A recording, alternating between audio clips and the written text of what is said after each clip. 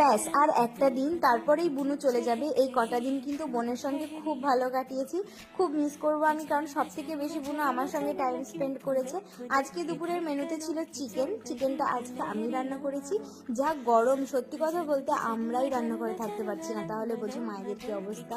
আর ভাই আজকে চাকদা থেকে মিষ্টি নিয়ে এসেছিল রসগোল্লা, আর তার সঙ্গে হচ্ছে ক্ষীর কালাকাঁদ। তো এই ছিল আজকে আমাদের দুপুরের মেনু। আর বাবা তো দুদিন আগেই ডিউটিতে চলে গেছে, সারাদিন সেরকম আর কিছু করা হয়নি। এখানে একটুখানি মোগলাই খেয়ে নিচ্ছি আমরা রাত্রেবেলা।